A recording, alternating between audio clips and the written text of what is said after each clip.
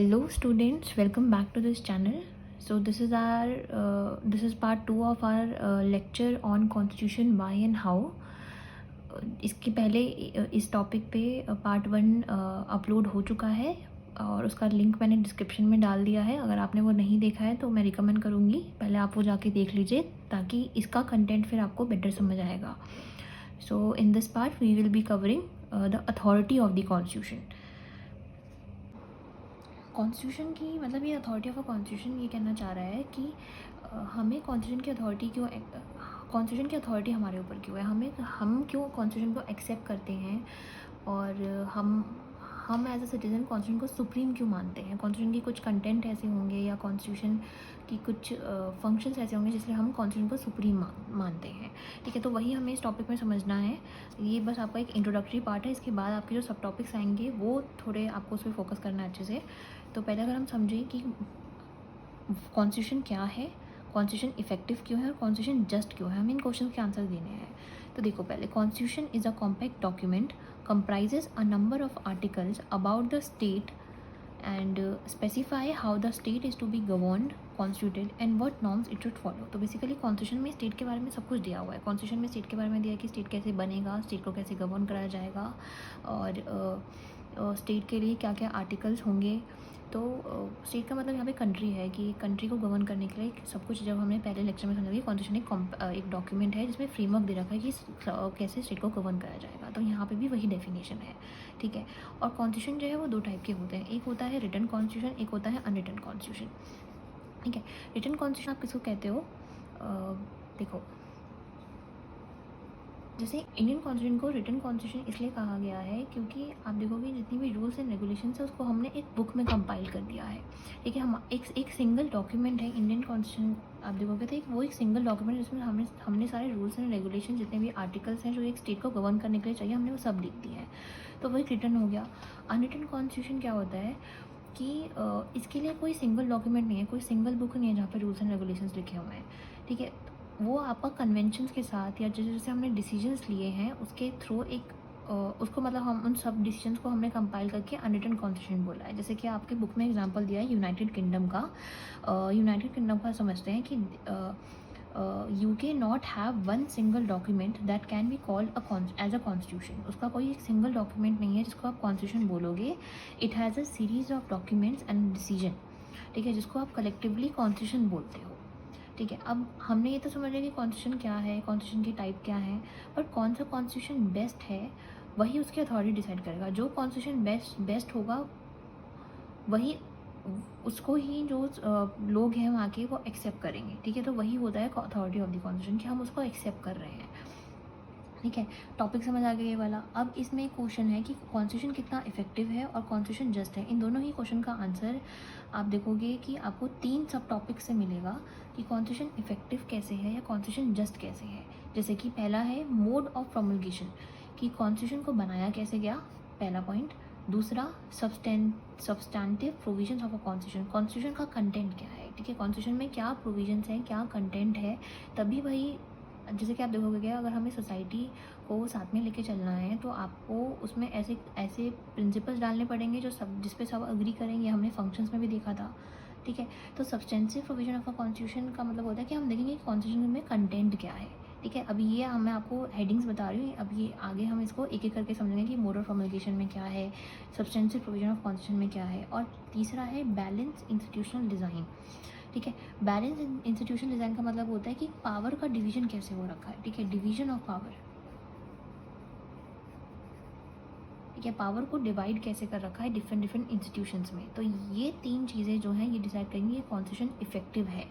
ठीक है, उस कॉन्स्टिट्यूशन को एक्सेप्ट करा जा सकता है, वो बेस्ट कॉन्स्टिट्यूशन, एक सक्सेसफुल कॉन्स्टिट्यूशन है अगर हमें इन सबके बारे में पता चल जाता है तो। ठीक है, तो जैसे हमने पहले टॉपिक में पढ़ा था कि कॉन्स्टिट्यूशन के कुछ फंक्शंस होते हैं कि वो उसकी वो जो है ये आपका कोऑपरेशन इंश्योर करता है सोसाइटी में। ये बताता है कि डिसीजन मेकिंग पावर किसकी है। उसके बाद पावर्स पे लिमिटेशंस भी लगाता है। तो वो था कि कॉन्स्टिट्यूशन की रिक्वायरमेंट है सोसाइटी में, इसलिए हमने उसे फंक्शन बता दिए कि हर सोसाइटी को कॉन्स्टिट्यूशन चाहिए क्योंकि कॉन्स्टिट्यूशन के ये फंक्शंस हैं। लेकिन अथॉरिटी ऑफ द कॉन्स्टिट्यूशन ये बताता है कि आपने बता तो दिया कि हर किसी को चाहिए, लेकिन किस टाइप का कॉन्स्टिट्यूशन चाहिए हमें, कौन सा कॉन्स्टिट्यूशन बेस्ट होगा, ठीक है। तो वो हम इसमें पढ़ेंगे। तो हम आने वाले आगे अब नेक्स्ट टॉपिक होगा वो हमारा मोड ऑफ प्रोमल्गेशन का होगा, ठीक है। तो हम उसको समझते हैं। मोड ऑफ प्रोमल्गेशन, मोड ऑफ प्रोमल्गेशन का सिंपल सा मीनिंग है कि कॉन्स्टिट्यूशन को कैसे बनाया गया, ठीक है, कॉन्स्टिट्यूशन को कैसे इस्टेब्लिश करा गया। तो और यही चीज़ डिसाइड करेगा कि इसलिए हम कॉन्स्टिट्यूशन की अथॉरिटी को एक्सेप्ट करते हैं, ठीक है। तो देखो, तो mode of promulgation, the manner in which a constitution is established and brought into effect, जिस मैनर में कॉन्स्टिट्यूशन को बनाया गया और इफेक्ट में लाया गया उसे हम कह रहे हैं मोड ऑफ प्रोमल्गेशन, ठीक है। अब आप देखोगे कुछ कंट्रीज़ हैं जहाँ पे कॉन्स्टिट्यूशन जो है वो डिफंक्ट हुआ। डिफंक्ट का मतलब ये होता है कि आपका कॉन्स्टिट्यूशन बना था बट वो काफ़ी लंबे समय तक चल नहीं पाया, ठीक है, वो उसका यूज़ होना ही बंद हो गया। अब ऐसा क्यों हुआ, इसके दो रीज़न हैं। पहला कि हो सकता है उस कॉन्स्टिट्यूशन को कुछ मिलिट्री लीडर्स ने बनाया हो, ठीक है, या फिर उन कॉन्स्टिट्यूशन को ऐसे लीडर्स ने बनाया जो कि आपका पॉपुलर नहीं थे, या फिर वो लीडर्स जो कि मतलब यही लीडर जो आपके पॉपुलर नहीं थे और ये आपका लोगों को साथ में लेके नहीं चल पाते, ठीक है, उन लीडर्स ने बनाया था। अब आप देखोगे कि जब इन ऐसे टाइप के लीडर्स ने कॉन्स्टिट्यूशन को बनाया तो वो डिफंक्ट क्यों हुआ, वो आपका यूज़ में क्यों नहीं रहा लंबे समय तक। इसका रीज़न ये है, ऐसे समझो कि हो सकता है मिलिट्री लीडर्स या फिर ऐसे लीडर जो कि पॉपुलर नहीं है, उन्होंने अपनी पावर को कंसोलिडेट करने के लिए संविधान में ऐसे प्रोविजंस डाले जो कि सिटीजन्स के अगेंस्ट थे, ठीक है, लोगों के अगेंस्ट थे। वो उनके गोल्स और एस्पिरेशंस को पूरा नहीं कर रहे थे। तो कल को जब सोसाइटी पे एक प्रेशर क्रिएट होगा कि भाई ये तो हमारे अगेंस्ट ही एक कॉन्स्टिट्यूशन में प्रोविज़न डाल दिया गया, तो वो एक रिवॉल्यूशन टाइप का कर देंगे कि भाई हमें नहीं चाहिए, हमें ये कॉन्स्टिट्यूशन, हम कॉन्स्टिट्यूशन को नहीं एक्सेप्ट करते, हम इसको नहीं मानते हैं, ठीक है। तो अथॉरिटी चैलेंज होगी कॉन्स्टिट्यूशन की। तो ऐसा टाइप का कॉन्स्टिट्यूशन कुछ कंट्रीज़ में बना भी है, आप देखोगे आगे जाके एग्जाम्पल्स। अभी के लिए समझो कि वो कॉन्स्टिट्यूशन डिफंक्ट हो गया। अब हम कहेंगे कि कौन से, अब हम देखेंगे कि कुछ कंट्री के कॉन्स्टिट्यूशन को सक्सेसफुल कॉन्स्टिट्यूशन कहा जाता है। For example India, south Africa और यूएसए। अब इनका कॉन्स्टिट्यूशन आप देखोगे कि सक्सेसफुल कॉन्स्टिट्यूशन क्यों है। देखो, because their constitution created aftermath of a popular national movement. अब देखो, जैसे इंडिया का एग्जांपल समझो। इंडिया का इंडिपेंडेंस मिलने से पहले बहुत सारी नेशनल मूवमेंट चली थी, हमने समझा था वो हिस्ट्री का पार्ट है, उसको हम हिस्ट्री में देखेंगे इन डिटेल। पर अभी समझो कि इंडिया को इंडिपेंडेंस मिलने से पहले बहुत सारी नेशनल मूवमेंट्स हुई थी, ठीक है। उन नेशनल मूवमेंट्स में बहुत सारे हमारे लीडर्स थे, बहुत प्रोमिनेंट पर्सनालिटीज़ थी, जैसे जवाहरलाल नेहरू, राजेंद्र प्रसाद। अब आप देखोगे उस टाइम पे राजेंद्र प्रसाद, जवाहरलाल नेहरू और भी बहुत सारे लीडर्स थे जिनकी बात सब मानते थे, ठीक है, इनको सब फॉलो करते थे। ये जो कहेंगे भाई बहुत सारे, मतलब इनके पास इतनी एबिलिटी थी कि वो बहुत लार्ज सेक्शन ऑफ सोसाइटी को कोऑपरेट करवा सकते थे, ठीक है। तो जब ऐसे लीडर्स कल को जाके हमारा संविधान बनाएंगे तो आप सोचो उस संविधान को लोग एक्सेप्ट क्यों नहीं करेंगे। जब ऐसे लीडर्स की बातों को एक्सेप्ट करा गया लोगों के द्वारा, तो जो भी ये लोग कॉन्स्टिट्यूशन बनाएंगे तो उन कॉन्स्टिट्यूशन को भी एक्सेप्ट करा जाएगा। तो इसीलिए हम कह रहे हैं कि इंडिया का कॉन्स्टिट्यूशन सक्सेसफुल कॉन्स्टिट्यूशन है, क्योंकि उसको उन लीडर्स ने बनाया है जो कि नेशनल मूवमेंट के टाइम पे बहुत ज़्यादा प्रोमिनेंट पर्सनालिटीज़ थी, ठीक है। तो आगे समझते हैं कि Indian constitution formally created by a constituent assembly between December 1946 to November 1949। अब आपको ये ईयर और डेट याद रखना होगा, हो सकता है ये आपकी बुक में भी गिवन है, हो सकता है आपका पेपर में पूछ ले। तो इसमें क्या कह रहा है कि इंडियन कॉन्स्टिट्यूशन को कॉन्स्टिट्यूएंट असेंबली में, कॉन्स्टिट्यूएंट असेंबली क्या है, कॉन्स्टिट्यूएंट असेंबली एक हम कह सकते हैं इनडायरेक्टली इलेक्टेड रिप्रेजेंटेटिव्स के द्वारा एक बॉडी बनाई गई थी जो कि इंडिया का संविधान बनाने वाली थी, ठीक है। तो वो कॉन्स्टिट्यूएंट असेंबली के थ्रू ही इंडियन कॉन्स्टिट्यूशन को बनाया गया है। अभी के लिए बस एज अ नोट इसको ध्यान रखना, ठीक है। नेक्स्ट आने वाले टॉपिक में हम इसको समझेंगे और कि इसमें कौन कौन से मेंबर्स थे, ठीक है, किस बेसिस पे कॉन्स्टिट्यूशन असेंबली बनी। तो इस बॉडी के बारे में हम आगे समझेंगे अच्छे से, ठीक है। अब आप देखोगे कि इंडियन कॉन्स्टिट्यूशन लेजिटिमेट क्यों है। इंडियन कॉन्स्टिट्यूशन की कॉन्स्टिट्यूशनल लेजिटिमेसी है। लेजिटिमेसी का मतलब होता है कि हम as a citizen Indian constitution को सुप्रीम लॉ बोलते हैं। हम बोलते हैं इससे ऊपर कोई और है ही नहीं, ठीक है, ना कोई सरकार है, ना कोई रूल है, ये सुप्रीम लॉ है। अब हमने इतनी लेजिटिमेसी इंडियन कॉन्स्टिट्यूशन को क्यों दे रखी है, इसके दो रीज़न है। पहला, because it was drawn up by people who enjoyed public credibility and has a capacity to negotiate and command to respect of a wider section। देखो, इंडियन कॉन्स्टिट्यूशन की लेजिटिमेसी इसलिए है, मतलब कि हम इंडियन कॉन्स्टिट्यूशन को एक्सेप्ट इसलिए करते हैं क्योंकि पहला रीज़न, उसको ऐसे लोगों के द्वारा बनाया गया है जिनको बहुत ज़्यादा लोग सपोर्ट करते थे उस टाइम पे, ठीक है। जवाहरलाल नेहरू हो गए, राजेंद्र प्रसाद हो गए और बहुत सारे लीडर्स हैं हमारे, उन सरदार वल्लभ भाई पटेल हो गए, उन सबको जो वाइडर सेक्शन है सोसाइटी के, वो उनका बहुत ज़्यादा सपोर्ट था कि मतलब वो उनकी बात मानते थे और आप देखो कि रिस्पेक्ट करते थे उनकी बातों की, उनको उन पर ट्रस्ट था कि हाँ भाई कल को अगर ये लीडर्स हमारे लॉ बनाएंगे तो हम उन्हें एक्सेप्ट करेंगे, क्योंकि इन्हें पता है, उन लीडर्स को पता है कि उस वक्त बैकड्रॉप में सोसाइटी में क्या चल रहा था, किस टाइप का डिस्क्रिमिनेशन चल रहा था। तो आप देखोगे कि जैसे उस टाइम पे अनटचेबिलिटी चल रही थी, तो हमारे कॉन्स्टिट्यूशन मेकर्स ने, इन्हीं लीडर्स ने कॉन्स्टिट्यूशन में डाला भी है कि अनटचेबिलिटी को अबॉलिश करा गया। आर्टिकल 17 में आप देखोगे आगे जब हम राइट्स में चलेंगे, फंडामेंटल राइट्स में समझेंगे, तो उनको पता थी उस टाइम की कि क्या सिचुएशंस हैं। तो अगर वो लोग कॉन्स्टिट्यूशन बनाते तो वो एक्सेप्टेबल तो करती है हमारी सोसाइटी, ठीक है। तो हमने देखा और उनके पास इतनी कैपेसिटी भी थी कि वो लोगों को कोऑपरेट करके चल सके। वो आप देखोगे जैसे कि एक एग्जांपल है कि जो सरदार वल्लभ भाई पटेल थे, आपको ये ध्यान रखना है कि उस टाइम पे जब इंडिया को इंडिपेंडेंस मिल गई थी, तो इंडिया जो है वो बहुत सारे, आप देखोगे कम से कम 565 प्रिंसिपल स्टेट में, बहुत छोटे छोटे स्टेट्स में डिवाइड हो रखा था।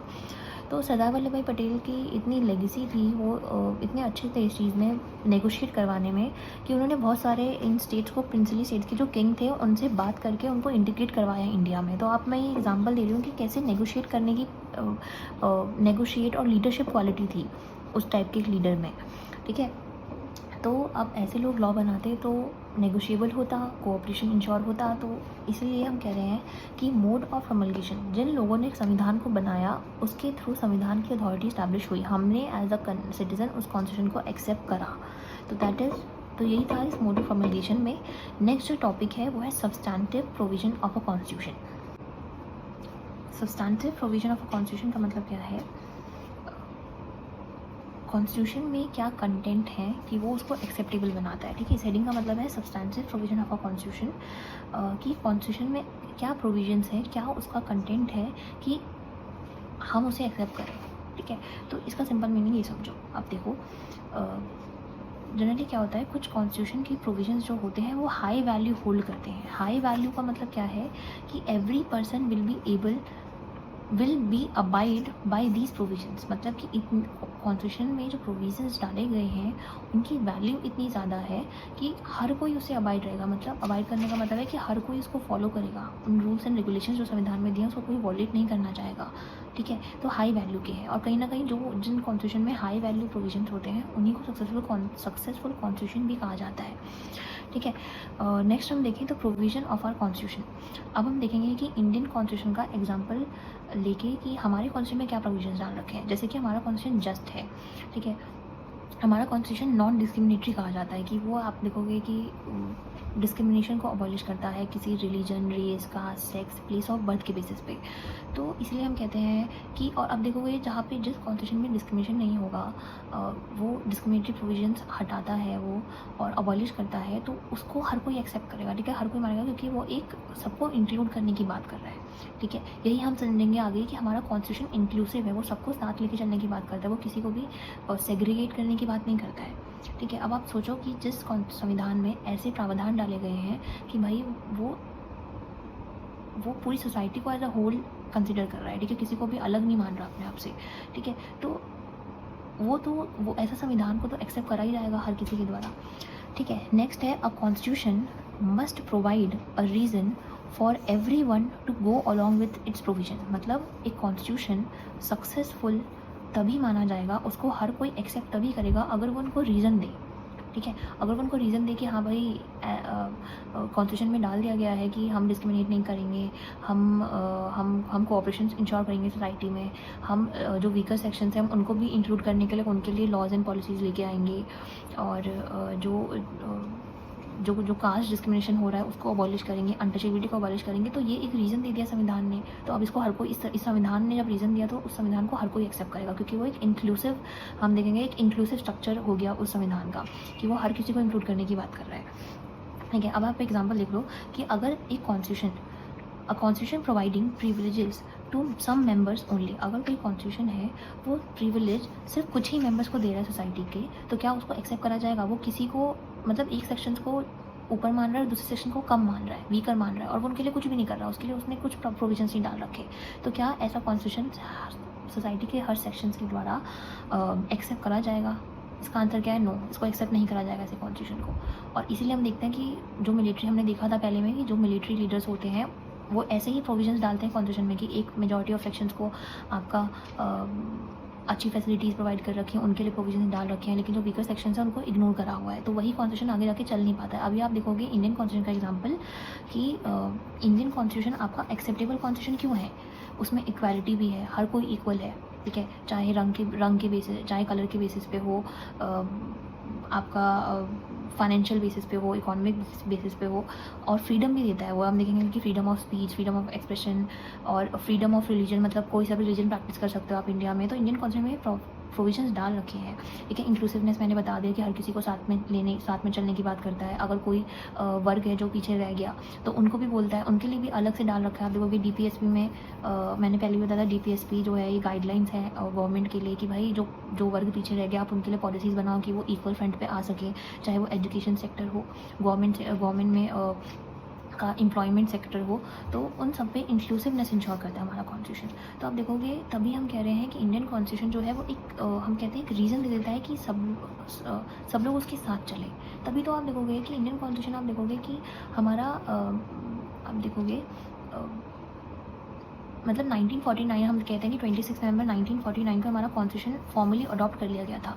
मतलब आप देखोगे इतना पहले वो संविधान, आज से कितने साल पहले वो संविधान जो है वो बनाया जा चुका था, उसको अडॉप्ट करा जा चुका था, और अभी भी उसके प्रोविज़न चल रहे हैं। उसका रीज़न ये है कि हमारे जो कॉन्स्टिट्यूशन फोरफादर्स थे उन्होंने ऐसे प्रोविजंस डाल रखे थे संविधान में कि वो बहुत लंबा चले हमारा संविधान। तो आप देखोगे कि वो ऐसा नहीं है कि लोगों ने उसको यूज़ करना बंद कर दिया, वो अभी तक चल रहा है। और ऐसे प्रोविजंस भी डाल रखे हैं कि आप चेंजेस ला सकते हो। अभी हम उसको आगे पढ़ेंगे, आने वाले टॉपिक में आप समझेंगे कि हमारे संविधान में कुछ ऐसे प्रोविजंस हैं जिनको चेंज करा जा सकता है according to the changing needs of the society, ठीक है। तो ये जो सब्सटेंसिव प्रोविजन है इस कॉन्स्टिट्यूशन की, ये टॉपिक समझ आया कि हमारे संविधान में कुछ ऐसे प्रोविजंस हैं या कुछ ऐसा कंटेंट है जिसकी वजह से सबको रीज़न मिल जाता है कि वो इस संविधान को एक्सेप्ट करें, इसलिए कॉन्स्टिट्यूशन की अथॉरिटी को हम एक्सेप्ट करते हैं। तो लिंक हो गया टॉपिक, हमारा टॉपिक था अथॉरिटी ऑफ द कॉन्स्टिट्यूशन। उसमें हमने दो चीज़ें पढ़ी, मोड ऑफ प्रोमलगेशन की कॉन्स्टिट्यूशन को बनाया कैसे गया, और दूसरा था substantive provision of the constitution की कॉन्स्टिट्यूशन का कंटेंट क्या है, इसीलिए हम कॉन्स्टिट्यूशन की अथॉरिटी को एक्सेप्ट करते हैं। तीसरा जो पॉइंट होगा वो होगा balance institutional design. So next है बैलेंस इंस्टीट्यूशनल डिज़ाइन। बाकी के दो हमने समझे कि हम कॉन्स्टिट्यूशन की अथॉरिटी को क्यों एक्सेप्ट करते हैं। हमारा मेन टॉपिक था कि कॉन्स्टिट्यूशन को हम एक्सेप्ट क्यों करते हैं, उसको हम सुप्रीम क्यों मानते हैं। उसमें हमने दो रीज़न पढ़े उसके। पहला था कि मोड ऑफ प्रोमलगेशन, कॉन्स्टिट्यूशन को किसने बनाया, मतलब हमने देखा उसमें कि कितने प्रोमिनेंट पर्सनालिटीज़ थी जिनकी हाई पब्लिक क्रेडिबिलिटी थी और उनको नेगोशिएट करवाना आता था। तो उन लोगों के द्वारा जब कॉन्स्टिट्यूशन बनाया गया तो कॉन्स्टिट्यूशन को सबने एक्सेप्ट करा, लेकिन उसके प्रोविज़न सबने एक्सेप्ट करे। सेकेंड पॉइंट हमने पढ़ा substantive provision of a constitution. Constitution में कुछ ऐसे प्रोविजंस डाले गए जिसने कि रीज़न दिया सबको कि सब लोग कॉन्स्टिट्यूशन को एक्सेप्ट करें। तीसरा पॉइंट हम पढ़ रहे हैं बैलेंस इंस्टीट्यूशनल डिज़ाइन। हेडिंग को समझते हैं। बैलेंस इंस्टीट्यूशनल डिज़ाइन का मतलब होता है कि पावर्स कैसे डिवाइड हो रखी हैं। देखो, जब हम फंक्शन पढ़ रहे थे कॉन्स्टिट्यूशन के, जो कि पार्ट 1 में जो हमने पढ़ा था, उसमें हमने देखा कि संविधान ने डिसीजन मेकिंग पावर्स दे दी है, और उसके साथ संविधान ने, अब ये समझो कि संविधान ने ये तो डिसाइड करा था कि पावर्स, मतलब कि सोसाइटी में पॉलिसीज़ और लॉज बनाने की पावर किसके हाथ में है, पर उसने उन पावर्स को डिवाइड भी कर दिया था डिफरेंट ऑर्गन्स में गवर्नमेंट के, ठीक है। तो उसी हम कह रहे हैं बैलेंस इंस्टीट्यूशनल डिज़ाइन। उसने बहुत बैलेंस तरीके से पावर्स को डिवाइड कर दिया डिफरेंट इंस्टीट्यूशंस में। अब हम देखोगे रिक्वायरमेंट क्यों पड़ी कि हमें कॉन्स्टिट्यूशन को ये क्यों ज़रूरी लगा, हमारे कॉन्स्टिट्यूशन मेकर्स को ये क्यों ज़रूरी लगा कि पावर्स को डिवाइड कर देना चाहिए। देखो, सम ग्रुप्स और people may subvert the constitution. कुछ सेक्शंस हैं सोसाइटी के या कुछ स्मॉल ग्रुप्स हैं सोसाइटी के जो कि अपनी पावर को इन्हेंस करने के लिए कॉन्स्टिट्यूशन को अंडर एस्टिमेट करने लगते हैं। वो कॉन्स्टिट्यूशन को कहते हैं कि हम कॉन्स्टिट्यूशन की प्रोविजंस नहीं मानेंगे, ठीक है। उन्हें बस अपनी पावर से मतलब रहता है, वो कॉन्स्टिट्यूशन को टुक ओवर करने की कोशिश करते हैं, ठीक है। उस कॉन्स्टिट्यूशन से सुप्रीम अपने आप को मानते हैं, ठीक है। तो कल को कहीं कोई ऐसे हाथों में पावर ना चली जाए कि वो कॉन्स्टिट्यूशन कॉन्स्टिट्यूशन को ही टुक ओवर कर ले, इसलिए संविधान ने पहले ही पावर्स को डिफरेंट डिफरेंट ऑर्गन्स में डिवाइड कर दिया। जैसे कि अगर हम इंडियन कॉन्स्टिट्यूशन का एग्जांपल लें तो इंडियन कॉन्स्टिट्यूशन में हॉरिजॉन्टल फ्रेगमेंटेशन ऑफ पावर कर रखा है। हॉरिजॉन्टल फ्रेगमेंटेशन ऑफ पावर का मतलब है, देखो हॉरिजॉन्टल फ्रेगमेंटेशन ऑफ पावर का मतलब है लेजिस्लेचर, एग्जीक्यूटिव, जुडिशरी और इंडिपेंडेंट इंस्टीट्यूशंस में पावर को डिवाइड कर दिया गया कि कल को कोई अगर एक, जैसे कि देखो पहले ये समझो कि लेजिस्लेचर, एग्जीक्यूटिव, जुडिशरी है क्या, ये जो है ये 3 ऑर्गन्स है गवर्नमेंट के, ठीक है, ये 3 ऑर्गन्स है गवर्नमेंट के, ऑर्गन्स ऑफ गवर्नमेंट, ठीक है। लेजिस्लेचर का काम होता है लॉ को बनाना, एग्जीक्यूटिव का काम होता है लॉ को इम्प्लीमेंट करना, जो लेजिस्लेचर ने लॉ बनाया उसको इम्प्लीमेंट करने का काम एग्जीक्यूटिव का है, मतलब लागू करवाना है, एग्जीक्यूट करवाना है।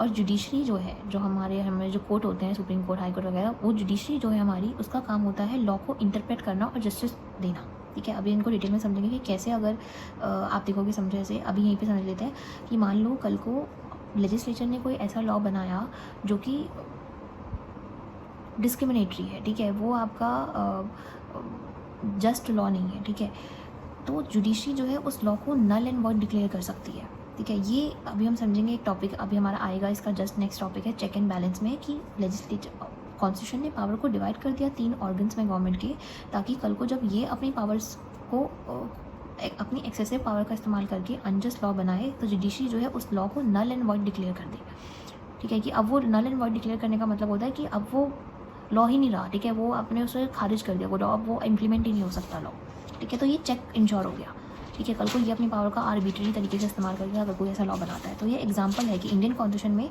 हॉरिजॉन्टल फ्रेगमेंटेशन ऑफ पावर दे रखा है लेजिस्लेचर, एग्जीक्यूटिव, जुडिशरी के बीच में। इंडिपेंडेंट इंस्टीट्यूशंस क्या होते हैं, मतलब कुछ ऐसे इंस्टीट्यूशंस होते हैं जिनको इंडिपेंडेंटली पावर दे रखी है, जैसे कि आप देखोगे इलेक्शन कमीशन ऑफ इंडिया। अब आप ये समझो, इलेक्शन कमीशन ऑफ इंडिया है जो इंडिया में इलेक्शंस कंडक्ट करवाता है स्टेट लेवल पे, नेशनल लेवल पे, तो उसकी अपनी एक पावर है, वो अपने हिसाब से हर अपना डेट अनाउंसमेंट का डिसाइड करता है किस टाइम पे इलेक्शन हो, कि वो सब कुछ एक फेयर और फ्री मैनर में इलेक्शन हो सके, वो पूरा काम इलेक्शन कमीशन ऑफ इंडिया का होता है। अब आप सोचो ऐसी बॉडी का इंडिपेंडेंट रहना कितना ज़रूरी है, उसकी पावर इन सबसे अलग रहना कितना ज़रूरी है, ठीक है। अच्छा, एक छोटा सा टॉपिक आता है इसमें, ये थोड़ा सा एक्स्ट्रा है, बस आपको नोट करके ध्यान रखना है कि पावर डिस्ट्रीब्यूशन जो है वर्टिकल, एक होता है वर्टिकल पावर डिस्ट्रीब्यूशन, एक होता है हॉरिजॉन्टल पावर डिस्ट्रीब्यूशन। इंडिया में वर्टिकल पावर डिस्ट्रीब्यूशन का मतलब क्या है कि different level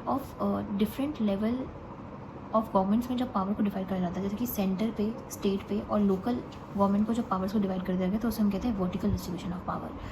horizontal distribution of power का मतलब होता है डिफरेंट ऑर्गन्स में गवर्नमेंट के डिवाइड कर रखा है, ठीक है। तो ये तीनों क्या है, ये तीनों है डिफरेंट ऑर्गन्स,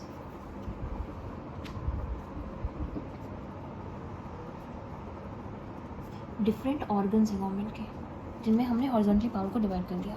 ये तीनों क्या है, ये डिफरेंट लेवल्स हैं गवर्नमेंट के। तो जब आपने डिफरेंट लेवल्स पे गवर्नमेंट के पावर को डिवाइड करा तो उसे हम कहते हैं वर्टिकल डिस्ट्रीब्यूशन ऑफ पावर, और जब आपने डिफरेंट ऑर्गन्स में डिवाइड करा जो कि है लेजिस्लेचर, एग्जीक्यूटिव, जुडिशरी, तो उसे हम कहते हैं हॉरिजॉन्टल डिस्ट्रीब्यूशन ऑफ पावर। इसको एज अ नोट बस ध्यान रखो, आगे हो सकता है काम आएगा, ठीक है। तो अब हमने देखा कि जब हमने पावर्स को डिवाइड करा है तो ये जो हमने intelligent institutional designing of constitution, ये ज़रूरी क्यों है, ताकि कल को किसी एक हाथ में पावर कंसोलिडेट ना हो जाए, वो कॉन्स्टिट्यूशन से भी ऊपर अपने आप को ना समझे, कॉन्स्टिट्यूशन को अंडर एस्टिमेट ना करे, इसलिए डिफरेंट ऑर्गन्स में गवर्नमेंट के ऑर्गन्स में पावर को डिवाइड करना ज़रूरी है, और वही हमारे इंडियन कॉन्स्टिट्यूशन ने भी करा है, ठीक है। तो इसी चीज़ को हम कह रहे हैं बैलेंस इंस्टीट्यूशनल डिज़ाइन। सो इसमें एक कॉन्सेप्ट है जिसको हम इम्पॉर्टेंट एस्पेक्ट मानते हैं इंटेलिजेंट इंस्टीट्यूशनल डिज़ाइन का, मतलब जिस तरीके से जो पावर डिवाइड करी गई है, हमने बैलेंस इंस्टीट्यूशनल डिज़ाइन में देखा कि पावर को डिवाइड कैसे कर रखा है डिफरेंट ऑर्गन्स में, डिफरेंट लेवल्स पे, ताकि कोई भी एक इंस्टीट्यूशन जो है वो ओवरराइड ना कर पाए। अब हम उसे एक टर्म देते हैं जिसका नाम है चेक एंड बैलेंस। देखो चेक एंड बैलेंस क्या है, if one institution wants to subvert the constitution, other can check its transgression. मतलब कि अगर एक जैसे अभी हमने समझा लेजिस्लेचर, जुडिशरी का एग्जांपल समझो कि लेजिस्लेचर जो है वो अगर डिस्क्रिमिनेटरी लॉज बनाता है, ठीक है, अगर लेजिस्लेचर ने आपका डिस्क्रिमिनेटरी लॉज बनाया है तो जुडिशरी जो है उस डिस्क्रिमिनेटरी लॉ को नल एंड वॉइड डिक्लेयर कर सकती है, ठीक है, वो उसका आपको नल एंड वॉइड डिक्लेयर कर सकती है, ठीक है। तो इसी चीज़ को हम कह रहे हैं चेक एंड बैलेंस, कि अगर कोई एक इंस्टीट्यूशन जो है वो पावर को ओवरराइड करने की कोशिश कर रहा है, तो दूसरे इंस्टीट्यूशन के को ये पावर दी गई है कि वो उस पावर को पावर पे लिमिटेशन लगाए, ठीक है, वो उसको ओवरराइड ना करने दे, ठीक है। तो उसी को हम एक जस्ट कॉन्स्टिट्यूशन कहेंगे जिसने ऐसे तरीके से पावर को इंश्योर कर रखा है डिफरेंट डिफरेंट ऑर्गन्स में गवर्नमेंट के। तो इसी चीज़ को हम कहें चेक एंड बैलेंस, ठीक है। अब आप देखोगे इंडियन कॉन्स्टिट्यूशन को सक्सेसफुल क्यों कहा गया है, या इंडियन कॉन्स्टिट्यूशन की सक्सेस कैसे पता चलती है, कि इसमें एक इंटेलिजेंट सिस्टम है चेक एंड बैलेंस का। कि इंडियन कॉन्स्टिट्यूशन में आप देखोगे कि डिफरेंट ऑर्गन्स में, वही हमने समझा कि हॉरिजॉन्टल पावर डिस्ट्रीब्यूशन कर रखा है, तो वो चेक एंड बैलेंस इंश्योर करता है इंडियन कॉन्स्टिट्यूशन, इसलिए हम कहते हैं कि इंडियन कॉन्स्टिट्यूशन आपका सक्सेसफुल है, ठीक है। नेक्स्ट कॉन्सेप्ट आपका आता है फ्लेक्सिबिलिटी वर्सेस रिजिडिटी। अगर आप फ्लेक्सिबिलिटी वर्सेस रिजिडिटी देखोगे तो ये क्या है, देखो कॉन्स्टिट्यूशन जो है वो जनरली दो टाइप के होते हैं, एक होता है फ्लेक्सिबल कॉन्स्टिट्यूशन, एक होता है रिजिड कॉन्स्टिट्यूशन। रिजिड कॉन्स्टिट्यूशन क्या होता है कि उसको बहुत ज़्यादा, उसके प्रोविजंस को बहुत ज़्यादा हार्ड होता है चेंज करना, ठीक है। आप उसको आसानी से चेंज नहीं कर सकते, आपको उसके लिए कॉम्प्लेक्स प्रोसीजर के थ्रू होके जाना पड़ेगा। और जो फ्लेक्सिबल कॉन्स्टिट्यूशन होता है उसको बहुत आसानी से, बहुत ईजिली चेंज करा जा सकता है, ठीक है।